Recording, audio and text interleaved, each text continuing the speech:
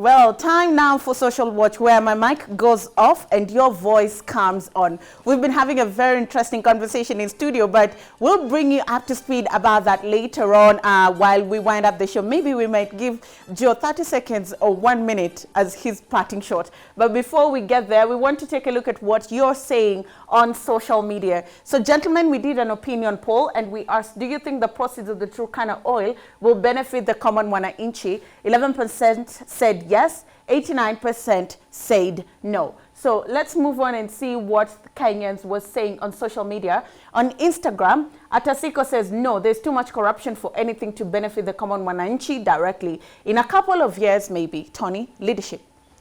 Yeah, that's a good point. Yeah. But I think that's the biggest question about management of public resources in Kenya. It's a big challenge that we are facing. So such concerns are there that government needs to put public confidence that they're able to manage public resources in the best way possible. Well, public resources have been managed before and we've seen the cases in court. How different is this going to be? Joe? One, I think there is already a bill in Parliament for sovereign wealth bill, Emerald Fund, where the proceeds for oil will first go. I think what we should do as Kenyans is ensure then that when the money is in that kitty, then it is well utilized. Okay. Yes. Let's take a look at another reaction here. At Owen Kiogora says, no, oil is a curse. Ask Nigeria, Kuwait, Iraq, Libya, and Iran. Conflict that comes from having oil as a natural resource. Tony? I think there is a correlation that where oil, especially oil deposits that are very prospective, there is always conflict. But I think it's not the cause of the conflict itself. It's only in specific cases. Okay. But the dynamics of the economic dynamics of oil and the conflict is there. I don't think we're in that position because first we are quite a developed economy, so we don't depend much on oil itself. Second is that this happens in marginalized areas, so we need to find ways on how do we incorporate people of Turkana that they're able to enjoy the proceeds. I think then we can provide ourselves, we enjoy a very good democratic stability, and so we're able to address issues from a democratic processes, and very rule of law is very so I think we are better placed to be in such a position. Joe? Do you realize that oil or any resource does not cause conflict? What causes conflict? People. So I think it's us as Kenyans who we need to be careful how we deal with what is there. It has been there in Turkana, it is there probably in other areas in the country. There's nobody who is fighting. So I think the question is how we manage when it is out. Otherwise, if it's going to create chaos in the country, wouldn't it be better when it is still down? Well, good question right there. At Wairiri, Erastus says, no, poor leadership. Well, that one has made up his mind. There's no going back there. Okay.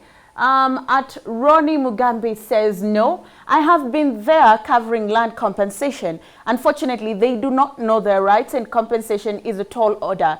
I don't think if they don't get anything for their land, they will get something for what comes of it. I would want to ask Mugambi what exactly he's talking about, because he talks about compensation. Land compensation. Land compensation, especially in oil exploration, that's government land. It's government who allocates that land. It's not that locals, the contractor buys it from the locals. Okay. Unless you're doing other projects outside, then you can try to, you gain. But the land itself, Kenya's constitution says public resources are government resources. So your land, you own the land up, but going down, that's government resources. That's what they say. So wait, Tony. Yes. If my land has oil, the land that my own father allocated to me, his child. Yes. Government compensates you for commercial viability of that land, the current price of that land that is trading, not the deposits and everything that is there. So chances are high you're not going to make a lot. You're not going to make money out of the public resources in that land. Okay. So your value for the land is given on the price viability of the land across that area. Resources going down, those are government resources managed by the people of Kenya. Hey, okay, that's the law for you. Joe? Mugabe is talking about people not knowing their rights. I think to a great extent they do. Because remember, some of the areas that we are talking about, the land is community. It's communal. It's not like in other areas where you have your own title. Commercial. It's your own title. So it's the community that you then have to look at how do we benefit as a people. Okay. But as you rightfully say, that to some great extent, sometimes that's why you find even the government doing compulsory acquisition. Yeah.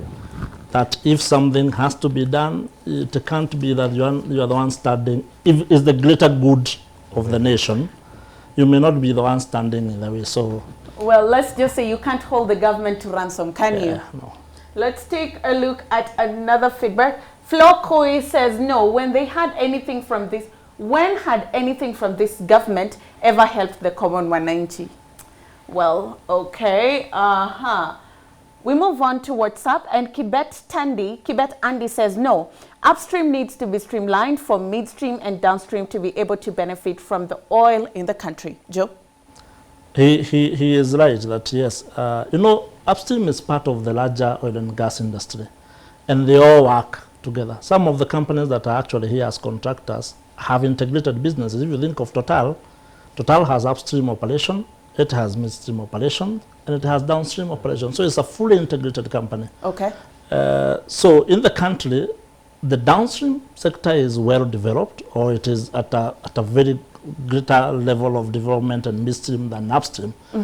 We are getting into the upstream subsector. Okay. And the value chain. So that's what we are developing, and I think that's where we were saying, as part of local content, we need to see that go in the right direction. Okay, let's take a look at another. At Ann Kadot says no. Kenya's oil has good sulfur content, but is extremely waxy. Unless it's well taken care of, there isn't much to count on. I think we have had that conversation that yes, it is waxy. It will need to be heated. So the crude pipeline from Hoima to Lamu will be heated to ensure that the flow of our waxy oil is smooth. Okay. Another conversation here. Levine Dandy says yes, depending with what the government chooses to do with the proceeds. If invested in projects such as infrastructure, then it will be of benefit to the whole country. You spoke about this, Tony. How do we invest the proceeds? I think what government is looking at, I think Joe mentioned, is that there is a sovereign wealth fund that is being created. So all resources, especially oil and gas, will be going into this sovereign wealth fund. So the sovereign wealth fund will be able to manage the resources, the kind of revenue that we get from public resources like oil and gas. And so that we already have a structure itself. So it's about proper management of the sovereign wealth fund itself. So that will be the question. And just to add to what you're saying, okay, even the fund is very clear on where you invest the money. Yes, yeah. There are only 3 areas where you can put the money in. Briefly. One is the stabilization fund, which sorts the issues of fluctuations in the global in the market. The other one is infrastructure and development, and the other one is money for future generation. Oh, yeah. Okay. In Norway, the fund, if it was to be dissolved today, I think every Norwegian has probably about $20,000, which is about 2 million. They can distribute among themselves. That's what we need to do for Kenya. If every Kenyan had that money, we would be able to pay off our debt and have pocket change left. Absolutely. Moving on to another. Atieno Mora says, yes, should we be able to fully become an oil exporting country, the cost of energy in Kenya will go low. That translates to low cost of production, good business environment, and profits. Joe? I agree with that person. Okay. Let's take a look at another. Jackie Goga says, yes, the proceeds mean people can get employed and salaries and families can have their daily bread. Local content, as you're talking about. The multiplier effect of that is huge. Yeah. Okay, we move on to Twitter, and at Collins Bridge says, now that we have oil in Turkana, can Kenyan universities develop relevant courses like BSc, Mineral Science, #EducationKE? Are we prepared? Now, that's a very key question, and that Collins is right to ask that. One of the things that is being said, not only in Kenya but also within the region, is that there is lack of skills. We don't have people who can work within the oil and gas industries. And this is a concern because, for example, I think in Kenya we only have 13 qualified crude oil welders. So there is a need for Kenyans to take up this opportunity. But wait, if we discovered our oil in 2010, 2012, we had more than ample time to train the skill set that we needed. But you see, you can't force people to train. It has to start from somebody wanting to. A lot of people are interested in the more flashy courses. I want to be a lawyer, an engineer or something. But if you tell someone, probably you can make more money as an oil welder. Someone will be like, hey man, I look nice, I'm beautiful. Do you want me to be wearing aprons? Yet it is, $100,000 probably, no, $1,000 a day is what probably an oil welder gets. How many Kenyans earn 100,000 Kenyans a day? Very few. Very few. But so there's also a responsibility on us in the industry to also inform Kenyans on what is possible, the opportunities available for jobs, so that then they can start training. If somebody needs to go to school, if you need to go back to a technical college, you can go back and learn them. Okay. Chad Bironga says, that's not the discussion here. We are talking about the value of our oil. But I agree with you. Of Nigeria's 47.8 billion USD net exports, crude oil contributes 36.9 billion. Meanwhile, Kenya's total exports amount to 6.17 billion. Nigeria's positive BOPs, Kenya's negative BOPs. Man, we need this oil. Yes, we do. And it will work out. I mean, I have no doubt that in the next probably 5 to 10 years, oil and gas will be among the top earners of the country. Okay. So I think even as Kenyans, we need to be a little bit patient. I mean, you can't get a kid today and they go to university tomorrow. It takes almost 18 years. Okay. So since you're the man who still has the microphone, I'll give you 30 seconds before we wind up.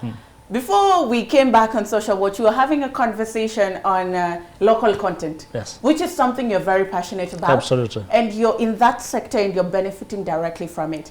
Camera 2, talk to the person at home. Is this one? Yes, and tell them the opportunities that lie there in local content. I don't think I can do it in 30 seconds. You can, gentlemen. We believe in your ability. You're not a politician. You're not a politician. So 30 seconds. We'll be able to do it in another show. But yes, there are a lot of opportunities for Kenyans as of today, as suppliers of goods and services.